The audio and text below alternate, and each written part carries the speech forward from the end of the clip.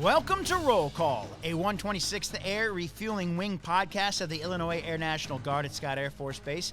I'm your host, Technical Sergeant Brian Ellison. The Roll Call podcast focused on people, mission, and community. Thanks for listening this week. Coming up, we're going to hear from the Mission Support Group Commander, Colonel Kevin Jacobs. Also joining me for that interview will be a new member to our public affairs team. During June's drill, the Chiefs are cooking for us. The 126th Chiefs Group is hosting a burger burn on Sunday, June 6th, on D-Day, as a matter of fact. The Chiefs burn is at the Maintenance Pavilion. The Department of the Air Force is reminding airmen and guardians to apply sound risk management when enjoying outdoor and recreational activities with family and friends this summer. So please be careful with your fireworks. Don't build your own fireworks.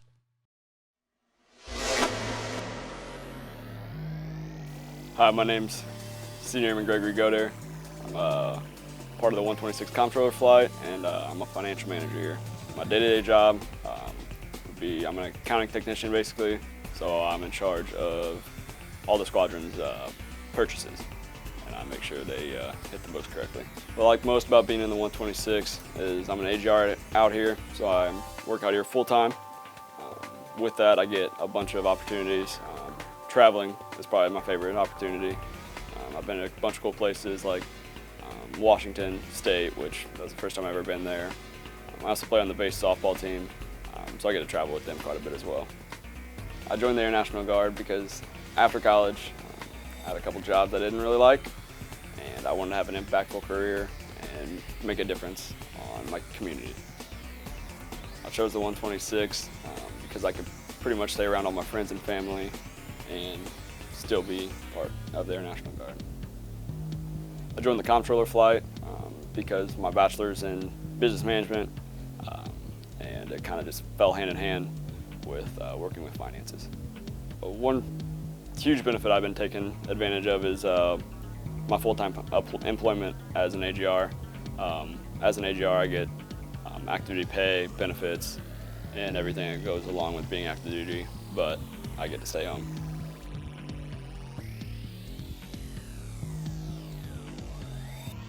Hi, we are the 126 recruiting team. I'm Master Sergeant Heather Wilde, recruiting flight chief. I'm Technical Sergeant Richard Olson, production recruiter. To learn more about career training with the 126, give us a call at 618-222-5701. But wait, there's more. Give us a call in the next 5 minutes and you could qualify for 4 years of free college tuition.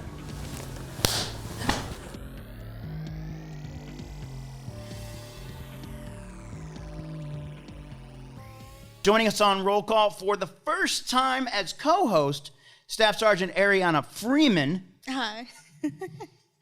Our guest this weekend is what I think is the hardest working man in showbiz. He's like the first one here, the last one to leave. The commander of the Mission Support Group, Colonel Kevin Jacobs. You're the commander of the Mission Support Group. How do you manage command at such a large group that covers such a wide variety of expertise? I mean, you're not just in charge of making sure the planes get fixed or the planes take off on time. How do you cover such a wide area of expertise? There's a couple things. Well, it's a team effort. I get some good commanders. I get a good support staff. But my background, I've had the opportunity to work in almost every area within the Mission Support Group. So I started off in civil engineering, did that for about 15 years. But while I was in C, I had an opportunity to work with security forces and services. So back in the days when I first came in, we would do bivouacs and we would do exercises because we worked together as a team back then. So that gave me an opportunity to kind of see how they function and what their requirements were. So understand their mission. And so that goes back to, the days when I was enlisted and I came in. So add that with my my command time, I had the opportunity to command not security forces, but services, had to command services, and then LRS, and then the deputy. I was the deputy MSG. So all that gave me the opportunity to see how each of the areas within Mission Support Group function. Your time in Springfield, did that help as well? Oh, director of staff? Mm-hmm. Oh, absolutely. So as a director of staff, I had the opportunity to go to each of the bases and not only carry the ATAG's vision and mission, but also it gave me an opportunity to see what their mission sets were and what their requirements were. So, similar, they have CE, they have mission support group, they have ops, maintenance, and all those things. So that was no different. But the mission set was different, and understanding kind of the underlying missions, I could then focus on kind of their main and overall arching mission. So, sir, I know when you took command of the mission support group, you had a vision of what you kind of wanted to accomplish. How did the pandemic kind of shift that vision for you? Wow, that shifted like 180 degrees.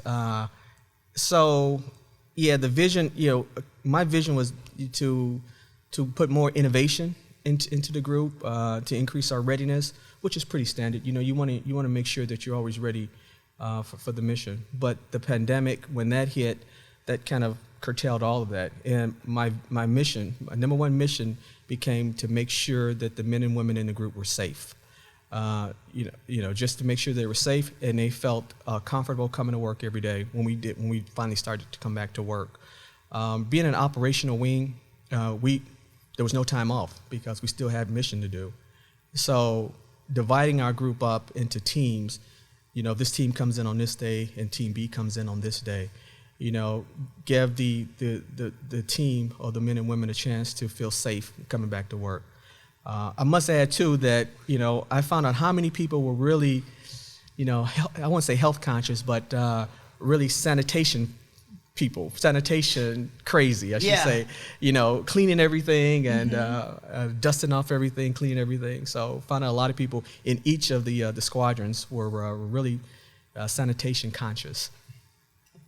The pandemic, you mentioned it, the pandemic had an impact on each and every airman. I mean, there's not one that wasn't impacted. You had virtual drills and teleworking took away that face time between members of your team. How did you ensure the well-being of your airmen during that time? Yeah, so we did teams. We did a lot of health and wellness calls. I made sure that every commander put the word out to check on their people, to do those phone calls. And then we also required them to come in on drills. So like I said, we split people up on A, B, and C teams. And so that was part of the reason we did that too, had them come in so we can see them and see how they were doing and make sure they were okay. We got a lot of positive response because sometimes when you see a person on Teams or when you talk to them on the phone, you don't get the real effect and the true sense of what's going on. Right. But that face-to-face interaction gives you that opportunity to do that. So that's one of the things I required is for them to come in when it was their time to come in so we can do face-to-face to see. And we did get some positive response from that. We found out how many people were affected by the pandemic, which we didn't get from just a Teams call or a wellness call. Well, we have a lot of people, you have a lot of people especially, who are out around the state and probably even deployed too. Yeah, how are you keeping up with those folks? We're doing visits. All of the leadership team in each of the squadrons are doing visits, including myself, getting out and about and seeing how they're doing and thanking them for their for this mission. I mean, this is an important mission that they're doing out there. So we're getting out and about. We're making visits. Monthly visits and checking on the troops and making sure that they're doing well out there. And more important too, to make sure that they're not forgotten because, you're on mission for 30, 60, 90 days and we're still doing our mission here. So we don't want them to, we don't want to forget about them. So what, I got to ask, what is it about this wing, or maybe it's widespread across the Air Guard or just the National Guard? Because it seems like here I see so many people, like yourself, go from enlisted to officer. Is that because of mentorship? Yeah, absolutely. It's two things, mentorship and opportunity. I think the 126 has opportunities for people to get commissioned, and And then along with mentorship, I know for myself, I was going to get out after my 6 years. I came in for education, but back then, let me go back to when I came in back in the 80s. I'm dating myself now. There were quite a few people who were of the Vietnam era, and so they had a different mindset about the military than we do now. But they encouraged me to stay in and to seek commissioning, in which I did. So it was a good thing that I did that. I mean, it was a great thing that I did that. I should say, but it was because of those elder statesmen, those seasoned individuals back then that set me down and said, "Hey, there's more to the Guard. I know you got your education, but why don't you look at being a commissioned officer? We think you would do well as a commissioned officer." So I did that. At what point in your career did you realize that you wanted to commission? I mean, what was it about what those guys may have said that said, "Yeah, I think I'll do this"? Yeah, probably when they set me down and said what being commissioned means and what you can do as a commissioned officer. So, if you look at the leadership team, as all the commanders are commissioned, they're officers. Sure. And so if I wanted to be a commander, I would have to be a commissioned officer. So that was kind of the first step in that. And also then later on, I could share some of my experiences with younger folks who are either early in their careers in the Guard or actually some of who are later in their careers in the Guard too. It kind of works both ways. But I think that mentorship that I got from those seasoned individuals back in the day, coupled with my goal what I wanted to do in the Guard, kind of pushed me for commissioning. What was your college degree in? Engineering, industrial engineering. Okay. So, sir, much like a lot of people in our unit, in this building alone, there's so many people that you walk by every day that have their bachelor's degrees, their master's degrees. Oh, yeah. Much like Sergeant Ellison here has his master's degree. What's your degree in? Public policy. Public policy. Completely useless. Public policy. Yeah, But I can get you a bill passed if you want a bill passed. But I say that to say there's so many people that have their degrees and make it to staff, tech sergeant, some of them master, and they're kind of on the fence about commissioning. So what advice would you give to someone on the fence? Oh, I would tell them to seek commissioning, but be patient. So I was a tech sergeant, I made it to tech sergeant, way back when, before I got commissioning. So I would tell them to seek commissioning. First of all, make sure you know what your goals are, because it's work. Once you put that bar on, it's work. So you need to know what you're getting into. So make sure that your goals are aligned with being a commissioned officer, and then expect to be looked on as a leader. So that's the big thing. I mean, you have enlisted leaders, but when you as an officer, you're expected to lead. So as Technical Sergeant Jacobs. Oh my goodness, I haven't heard that in a long time. Oh my goodness. So going from Tech Sergeant Jacobs to Second Lieutenant Jacobs, what would you say your biggest obstacle was in that first? So the friendships that I accumulated as an enlisted member. So I had to draw the line between friendship and officership and leadership. I had to separate that. And it was a master sergeant that told me that, so constantly learning from the enlisted force. But she said, hey, you're going to need to separate yourself at some point before that. I mean, you're going to need to understand how to balance that, those friendships, because you got to remember, I was 10 years enlisted. So I accumulated 10 years worth of friendships there. And so now I'm commissioned now, and I'm expected to lead and act a certain way. What did you do to break that? I don't know. What do you want to call it? That I think it was a mutual respect, and okay. I think that was the nice thing about my peers and the friendships that I accumulated. They knew that he's the boss now. Mm-hmm. He's not Tech Sergeant. Well, Kevin. That's what it was back then. It was Kevin. It's not Kevin. It's Lieutenant Jacobs now.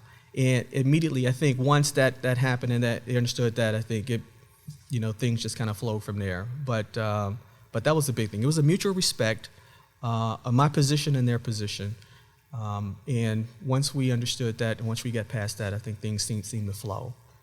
I have to ask you, how important is mentorship to not just the wing, but the National Guard in general? Yeah, that's a great question. You can't understate mentorship. The Guard, the military has existed because of that. I mean, if we don't prepare the folks coming behind us, for leadership and to run the organization, then we will fail as an organization. So we have to mentor the folks coming behind us. But with mentorship, there's some responsibility on the individual being mentored too. I mean, they have to take the initiative to follow those, I don't say guidelines, but the advice of the individual that's mentoring them to be successful. When you start to, I guess, get to the top, being an officer, being commissioned, the pathway starts to get narrow, and it becomes more competitive. So a lot of the onus will be on the individual to do those things to make them successful. Okay, who are some of your mentors? Oh my goodness. So I'm gonna start back when I first got in. My recruiter, Michael Schrader, Technical Sergeant Michael Schrader. So he was a mentor. I mean, not only did he get me in, but we kind of remained friends after that, which was interesting, and it's probably because of the Guard too. It's just the way we are. We're a family organization. But he was one, not only did he get me in, but also he encouraged me to become full-time out here too. Because, like I said earlier, I was an engineer, got my engineering degree, had a good engineering job, is exactly what I wanted to do. Which I hear a lot of, when people get their degrees, they don't get a chance to do what they want to do. But I got a chance to do what I wanted to do. And so to go from that to coming in the Guard, it took some convincing, but also seeing the big picture of things. And that's what a mentor would do, kind of show you what you don't see. And that's one thing that he did. Other ones are, Colonel Rick Nalk, of course. I don't know if you all remember him. I mean, a big mentor, personally and professionally, and not only to myself, but to a lot of people. My former squadron commanders, John Steed, a big mentor of mine. The current group commanders are mentors too. We talk and we share information all the time. Colonel Hendricks, Colonel Jackson, Colonel Olson, we all share information. So those are mentors too, as far as just seeing how ways I can self-improve personally and professionally. So there are a lot of mentors. I mean, I can go on for days because, you take bits and pieces from someone, from a mentor to self-improve.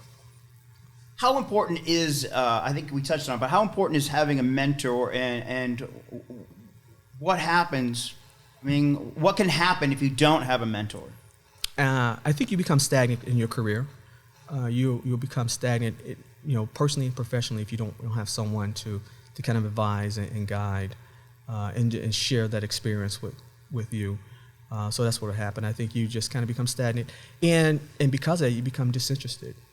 You may have, a phenomenal skill set, but because of lack of mentorship, you'll never get to fully show your skill set and be an asset to the organization. So one thing I like, and this is something that happened a couple years ago, is that we were all sitting in a room and we were all given the same information.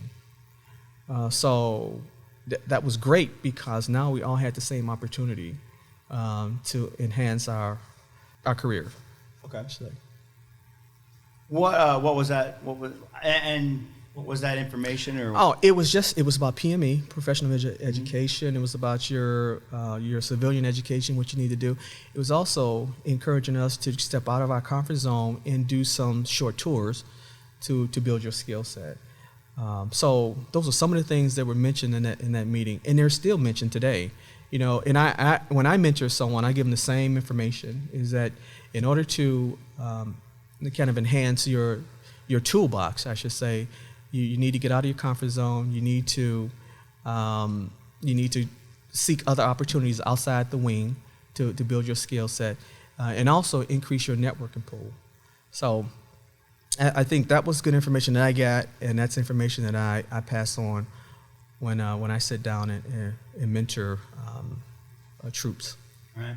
What are you doing for yourself still to improve yourself? I mean, because you're up there. Why do you need to improve yourself? No, you can never stop learning. There's always something new. There's all these leadership books are out there that I try to absorb that information from leadership books.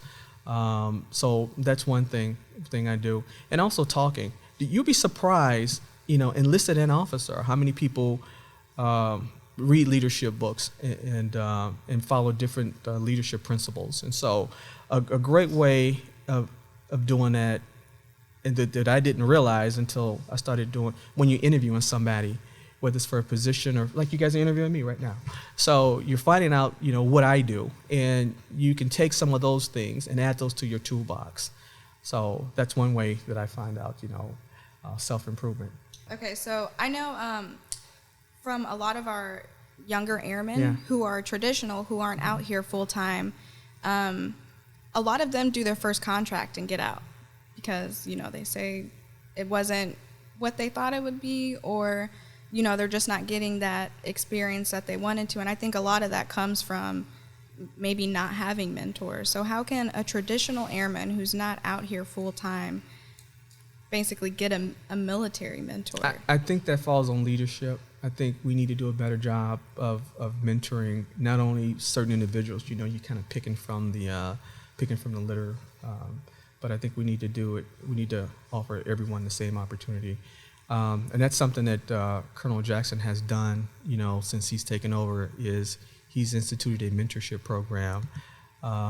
He assigned Major Lubeck and Lieutenant Colonel Hukel to kind of spearhead that. So that program should offer everyone in the wing an opportunity to be mentored by someone. All they have to do is go onto that website, look at the different profiles, and from those profiles they can see things that they're interested in, things that they think will help enhance their toolbox, and just pick a mentor. What would you say is your leadership style or philosophy? One thing I do is I find out what your strengths are, and I give you an opportunity to highlight those strengths and put you in a position to succeed. There's multiple leadership styles. I know early on it was lead by example. I do a lot of that lead by example, but mainly is not to micromanage, but to allow you to make decisions. And if you're going in the wrong direction, then that's when I will step in and kind of offer guidance to make sure that you're back on the right path. Why did you join the National Guard? Why did you choose the National Guard, not the Air Force or something like that? Oh, actually, I was going to go active duty, but my high school counselor said, "No, you're not." Really? Yeah. She said, "Your grades are good enough for you to go to college, so you're going to go to college." Okay, great. How am I going to pay for it? It's always that thing called finance. So that's how that happened. So like I said, I was going to go active duty. So I wasn't afraid of getting in the military. So that wasn't an issue. It was whether I was going to go active duty or National Guard. The reason I chose National Guard is because they made me the best offer. They offered to pay my tuition and I can go to school. So that's why I joined the National Guard. And again, thanks to my recruiter, Mike Schrader. What made you want to choose the 126th Air Refueling Wing? Quite frankly, I just didn't know anything about other units. Right. So I went to the University of Illinois, and there, Springfield's a unit down there that's closer. Peoria is not so. It's pretty far. But at the time, the 126. That's all I knew was the 126. I didn't know anything about Springfield or Peoria. So the 126 made me the best offer. So that's why I chose the 126 as my first round. Was there anything in particular about the 126th, or was it just some people? I mean, it's a fair thing to say. It was closer. Yeah, it was. I mean, O'Hare. I lived on the south side of Chicago, and O'Hare was closer. It was about a 45-minute drive from my house to O'Hare, so it was closer. But funny story. At the time, I didn't have a vehicle because I was 18 years old. So I had to catch the train, and the train stopped at Cumberland. So from Cumberland to get to the base, you had to walk. Oh. Yeah, and if anybody, Wow. if there are any old school people who are listening to this, you understand the walk from Cumberland to the base. It's a nice walk. Wow. So you're a part of that big group that came from O'Hare Oh. to be one of the originals of the 126th Air Yeah, Refueling Wing. 1999. Yep, I'm one of the originals. What was that move like? Interesting to take pretty much a whole base and move them, 300 miles south was pretty interesting. I got a chance to close down a base too. So not only to build up a base, but close down a base. Oh, wow. So I got to do both ends of the spectrum, shut down and open up. But it was real interesting to see that process, kind of a once in a lifetime process, opportunity to do that. What's that like to shut down a base? I always think it's like when you move out of a house, you have to make sure everything's clean. Sorta. So the systems, being an engineer, we were in charge of facilities, so we need to make sure that the facilities were safe. So we had to shut down the facilities, the HVAC systems, the gas lines, the water lines, so those things, to make sure that they were shut off properly, so that there wouldn't be any issues later on down the line. So that was kind of the big thing for us, is we call them decommission. So we had to kind of decommission facilities. What was that? What was your role in opening up this part of the base? So I had a chance to actually design and build a couple facilities out here. So that was kind of my role, which was neat to do. So I did a little bit of that up at O'Hare when I was up there, but down here, an $80 million project. You got a chance to kind of work that angle. And again, I owe that to my commander, John Stee, giving me that opportunity to do that as a young engineering officer way back in the day, to do those things. What building has the Colonel Jacobs? The flight sim building, the flight training unit, the age building, and I'm trying to think now. There's a fourth building that escapes me. I got the rendering, so I have to look at the rendering of it. So the architect gave me renderings of the buildings that I had a hand in designing and constructing back then. I picture you at a big board, with your pencil and your glasses, and one of those big white tables, desks, or whatever. Drawing lines and stuff like that. That's when I first got in. So when I went to school, that's what we did. We used those big boards, back then. But let me take you into the future now. So we use AutoCAD. So yeah, we used AutoCAD, computer-aided design. Everything's on computer. We didn't have to do that anymore. But it was nice to do that. The thing I hated about those boards was my penmanship. I never had that neat penmanship. Really? No. So when I took it was called drafting back then. Right. Drafting and CAD. So what you would get graded on your penmanship and how you use the nice mechanical pencil and draw things. I just didn't do very well. So when the computers came out, great, so I didn't get graded on my penmanship anymore. That is crazy. They judge you on your penmanship. Yeah. So you'll see some engineers, some of the older engineers, got neat, nice penmanship.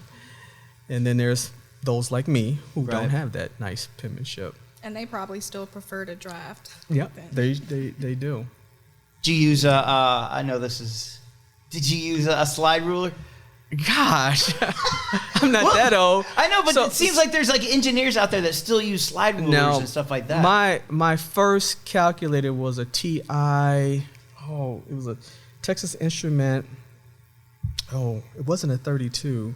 It seemed like TI-80 is popping into my head, but it was a calculator, Brian. It was a calculator. It wasn't a slide ruler. I don't even know what a slide ruler is. Yeah. I remember engineers when I was a kid. They had these. I'm surprised you didn't say rulers. abacus or something like that. Well, I was thinking abacus, but I knew that wasn't the right word. Yeah. You have family in the wing, correct? Yes. So it's a family affair for you as well. Yeah, it is. I was able to mentor, persuade two of my kids to join. My son Darren, he's in the operations group, and then my daughter Erica is in the medical group. So I have two of them in.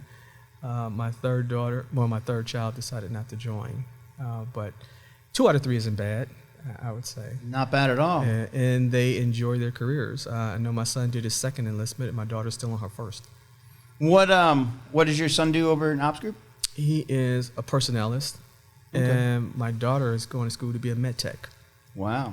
And your son's in college right now, is that correct? No, he's out. He's a teacher. So he graduated. Yeah, he graduated. So you could not influence him to commission. What's that? You could not influence him to commission. Oh, it's still there, but he's so busy on the outside Yeah. what he does with his schooling and his coaching and stuff that I think he's really focused on that. But there's still a chance. He's still young enough. Oh, you mentioned you had a job on the civilian side before you went full time. What'd you do? Yeah, I was engineering. So I was a manufacturing engineer. So I worked for a company for about 5 years doing that, which was nice because I got to design things in the plant. So I got to use some of that math skills that they taught us back in college. I always thought that I would never get to use some of this stuff, which I didn't. I mean, we took a lot of math back then, but I got to use geometry and trigonometry to design some things in the factory. Oof, that hurts my brain. Geometry hurt my brain. Yeah, don't ask me anything now, though. Oh my goodness, Yeah. I hated I barely passed. Well, yeah, geometry was I didn't understand geometry at all. Proofing and theorems and all that stuff. That's why you're here, Brian. Believe me, I needed help with that, with the proofs. I had some great teachers back in high school that helped me with that, though. And I think that, too, if you got good teachers to help you be successful, that just encourages you to continue your education and to not fear. People fear math. I don't know why. They fear that, that math. But it's nothing to be fear of. It just takes patience. Is that something that you just came by naturally, or do you think you just grew for a love of math?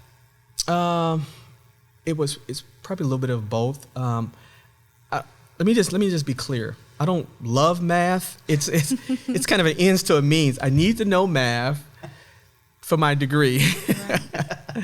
I was more of a science person, a chemistry person, and so there was some math and chemistry.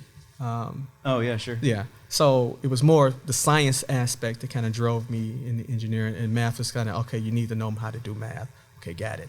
Okay. Was it always engineering from the start, or did you I wanted to be a teeter? finance major. Oh, wow. Yeah, I wanted to be a Okay. finance major. Can you imagine me and Colonel Fogarty in the same office? Yes, I wanted to be a finance major, and then when I became a junior in high school, that kind of shifted. Went to back then I was in a science organization, and so the heavy focus was what they call STEM now. Sure. Back then, and so going to those different seminars kind of piqued my interest in engineering, and from then on, it was pretty much engineering. It was just a matter of what discipline of engineering I was going to go into, and a lot of disciplines of engineering. I think if I would have done it over again, I would have read environmental engineering or mechanical engineering. One of those. Was there a teacher that maybe mentored you to get into to engineering, or was it just The same counselor that told me that I was not going to the Air Force was the same one that she was kind of a big mentor, Miss Keating. That's awesome. She's still around this day. I think she's still alive. She's still alive too, right now. But she was a big influence, not only myself, but a lot of us who were in the program to go to the engineering route. And half of us did, and half of us, went a different route, journalism or whatever else, kind of piqued their interest. Wow.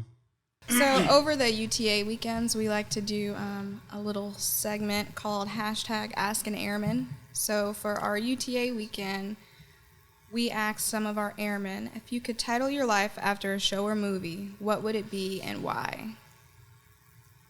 A show or a movie? My goodness. Oh. I don't know. I guess I should watch more TV. You're a busy man. Yeah, to do that. A show or a movie. A lot of people respond like that, actually, Do they? who don't watch TV or shows. I don't know. I watch a lot of reruns, Seinfeld. But Yeah. I don't. Love Seinfeld. Yeah. I wouldn't title that. We celebrate Festivus in my house. Do you? I think one thing though is perseverance. Okay, so if there's a movie title has the title Perseverance in it, I think that would be it, because I think that's one thing I had to do throughout my career is kind of persevere, and I would tell anyone that to make sure you're prepared to persevere, because you're not going to get things when you want them. They're not going to come when you expect them to come. I'll go back to when I got commissioned. It took 3 years. Really? So now I'm at my 6-year point, and I'm going to seek a commission. It took 3 years from that point, so I had to re-enlist. So I must have been pretty serious about being commissioned. So that's when it first started. I mean, that's when perseverance first started, right there. That it didn't come right away. It took 3 years to come for me to become commissioned. And then command. Command didn't come right away. It took a while to become a commander. So again, perseverance. Become a group commander, perseverance. So anything with the title Perseverance in the movie would probably be fitting for me. Okay. Yeah. So, it took 3 years. What took so? What? Just to find the right fit. If you don't know this, openings don't come up every day. Oh, okay. Okay, so you may get one opening. You may get 1 or 2 openings a year. And so now you're competing for that 1 or 2 openings. So it's not only me, it's other folks too. So I was 6 years into my career when I started the process. Someone else may have been 9 or 10 years in their career. So we're all competing for that one slot that came open that year. And then you have to make sure you meet the requirements for that position too. So that's why it took so long. It's just the fact that the opportunity, wasn't there. I think my 3rd year, which would have been my 9th year enlisted, there are probably 3 commissionings that came up. So it's just kind of cyclical. You may have 1 and then you may have 3 1 year. What was your goal when you commissioned? To not screw up. No, to be a good officer. I think that's what it was. To be a good officer. To be a good leader, that's what it was. Because I was definitely challenged early on because I had to make that transition from enlisted to being an officer. So it was more so, okay, how do I become a good leader, and how do I lead people? You always talk about followership, being able to follow people, but you have to learn to lead and. From older officers, I would watch them and what decisions they made, and was it the right decision or not? Okay, I'll take that bit of information and put that in my toolbox, so that when I had the opportunity to make a decision similar, I had something to go by. And then also off of what I've learned too, my own from what I've learned in my career too, take those things that I've learned too. But I think the main goal was to be a good leader. That was the main goal, is to be a good leader. And then always in the back of your head, you're like, man, please, I hope I don't screw this up. So in your officer career, when can you say you had the most challenges? Because I know right now you're a full bird colonel, so you have more responsibility, but when you're a tech sergeant commissioning to a 2nd lieutenant, you have more responsibility than you've had previously. So yeah, I think it's kind of 2 instances. I think one was the transition from enlisted to officer was a challenge because things changed, responsibilities changed, my mindset had to change. But also when I changed jobs too. So because I'm leaving my comfort zone, I'm going to some place that I don't know. And I'll take the director of staff in Springfield as an example. So that one, was a big challenge because I'm dealing with Army, I'm dealing with different organizations, and they have a different culture. Then I'm dealing with, different wings, and they have a different culture too. So it's a challenge to kind of learn the different aspects of each organization, and so that was probably the biggest challenge, to kind of hone in on those things. Personally, I really am curious. Myself and then other friends who have been full-time in the wing, there's instances where you're offered opportunities, maybe to catch orders at AMC or get on orders, in Springfield, or you just have all these opportunities, but as an airman or maybe a new staff or maybe a new tech, it's something that's out of your comfort zone. So you're stuck between, do I want to stay here and wonder what could have been, or do I want to take this leap of faith and do something that, I might be the new one in the office, and I might be looked at as someone who, might not know the job. What advice would you give to someone who's kind of stuck in between taking a leap of faith on a new career change? Oh, I'm going to say go for it because, speaking from experience, go for it. I think when you step outside your comfort zone, you are exposed to other opportunities too. So by seeking outside your comfort zone, going to different places, you'll see other opportunities out there. And that will kind of guide you on a path that you did not even expect to be guided on. So if someone came to me and asked me, hey, what should I do? I would say, yeah, go for it. If you have the time and the will and the support from your family support, then I would say do it because I think it kind of open up the doors for you. Absolutely. You kind of see other opportunities. You'll be exposed to different things. So yeah, I would always encourage someone to do that. Sir, how important is your family, and especially in the National Guard? How important has your family been to you in your career? Oh, huge. Going back, to my wife, who I was dating in college. She saw me leave 1 weekend a month, leave Champaign to come up to O'Hare to go to drill for a year. I think the year we dated, she was smarter than me. She graduated before I did, so she saw me for 1 year do that. But then, as we got married, there are things that I had to do, trips we had to go on, deployments and stuff, so that she supported me on, to do the things at home, to take care of business at home, and then we having the kids, take care of the kids and the house, and do those things. So family is huge when it comes to the military. Because of our ops tempo, the things that we're required to do to leave home, you need that family support to make sure things are taken care of on the home front so that you can focus on your mission at hand.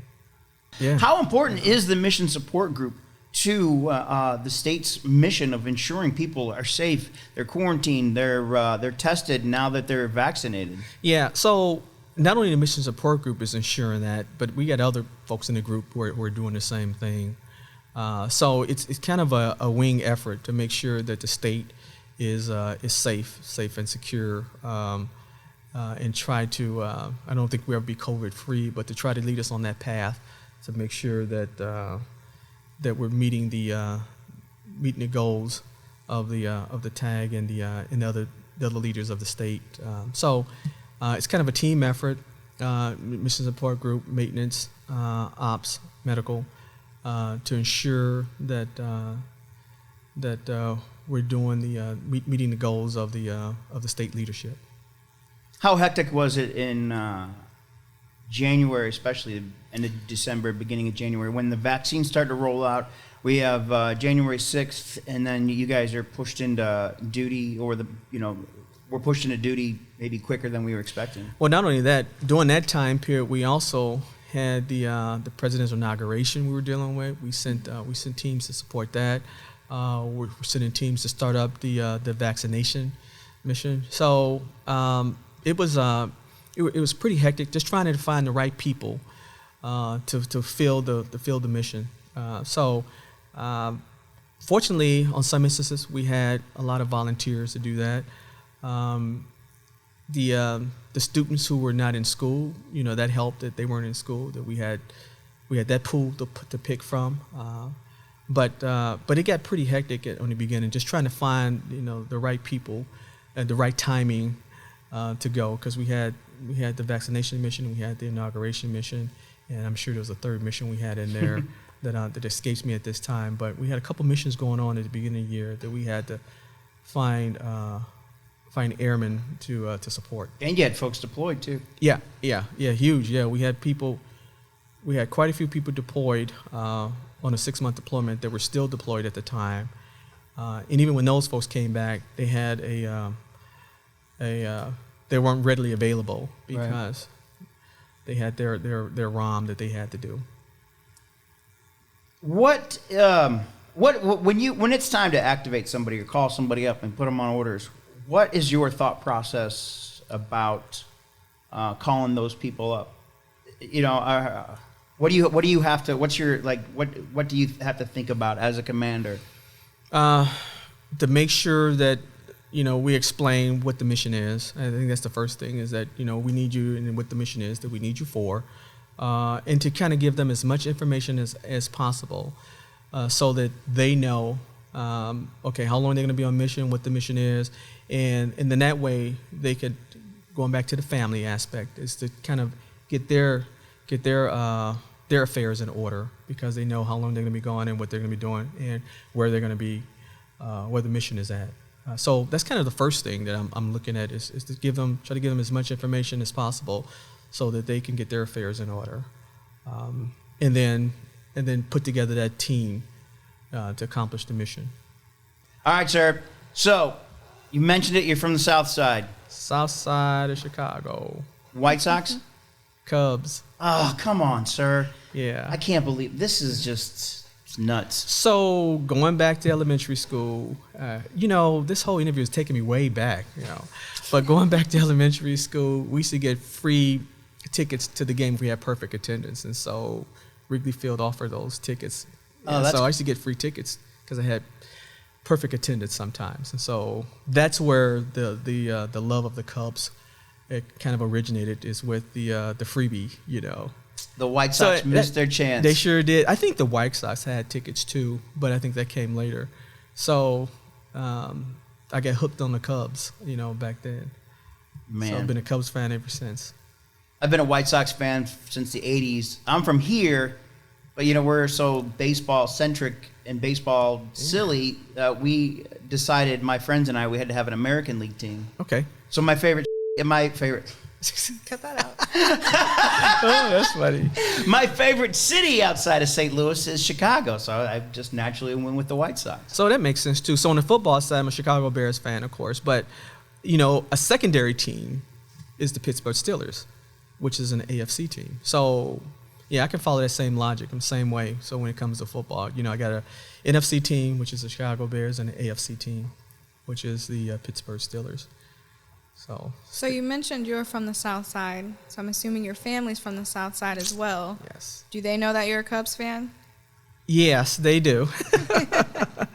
So funny, my parents, White Sox fans, grandparents, White Sox fans, and then entered the new generation, us.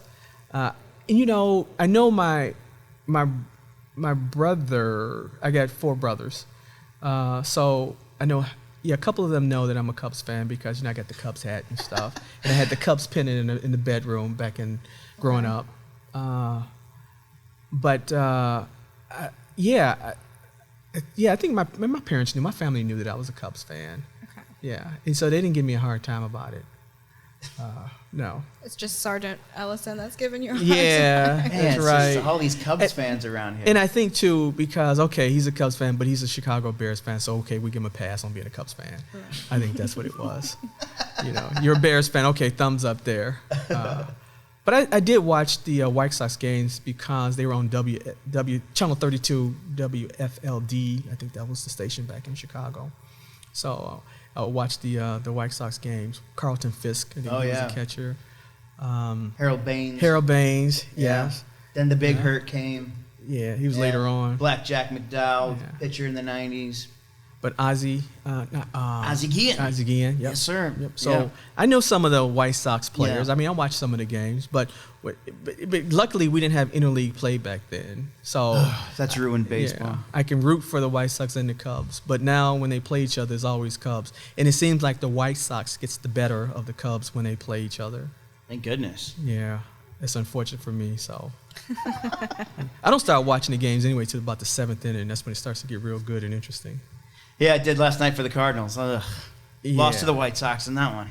Yeah. But which is, you're kind of pool. I mean, when it comes to the Cardinals and White Sox, I'll it's gonna come down to the Cardinals. Mm-hmm. Starting to sound like a sports show. Well, you always have to talk sports in any type of interview you do. Sports kind of brings everybody together, or forces them apart.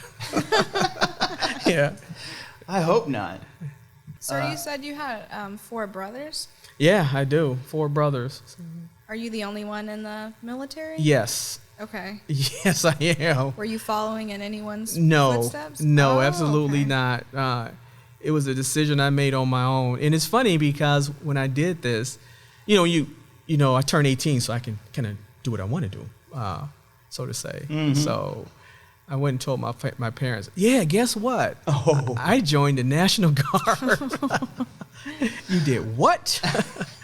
So yeah, my father was growing up in the Vietnam era, so he was in that time. So, of course, a lot of people didn't like what was going on. So I don't think he was anti-military, but he didn't think the military was a way to go because you lose a portion of yourself, because of all the orders you're taking. And that's what a lot of people see in the military is that you're taking orders from someone. You're always taking orders, but there's more to the military than that. But anyway, so so I didn't tell them I had joined until after I joined. But a year later, once the free tuition kicked in, I mean, he was glad that I did that because he didn't have to come out of pocket for any money for college. So it was a good deal. What'd your parents do? Mother homemaker, father worked at the steel. He was a steel worker. Oh, wow. Yeah, so he worked there for 30 years. That's a good job, steel worker. Wow. Yeah, so he did that. Actually, one of my jobs was working for Ryerson Steel. So now that I followed in my father's footsteps. I got to work for a steel company. Where's that for at? a year. Well, at the time they had 3 companies. Their parent company was Inland Steel, and then Ryerson Steel was a subsidiary of Inland Steel. And Inland Steel had 3 plants in Chicago. All 3 were on the south side of Chicago, and I got a chance to kind of hop around and work at all 3 plants. But after a year of doing that, I said, okay, this is cool, but it's not for me, and left the company after a year of doing that. So that whole experience and following in my father's footsteps and working for a steel company lasted for about 365 days. What'd you do for them? Were you engineering? Yeah, I was an engineer. Yeah, Oh, okay. engineering, just improving process. Oh, okay. So that was the bulk of my job, is to look at a process and see if I can improve the process to make it either faster or safer for the worker. So just process improvement was kind of my job. It's almost the same thing as being a commander. Yeah, process improvement. That's right. How important is it for you to go out and see the troops in the squadrons? Oh yeah, I think that's very important. I think, and that goes back to when I was enlisted. Just seeing the commander, just being visible. It gave me the sense that he cared about what we were doing, and so taking that piece of information or skill set, to what I do now. I do the same thing now. I get out there and see and learn. Also, you get a chance to see what the individual thinks about the process or what they're doing.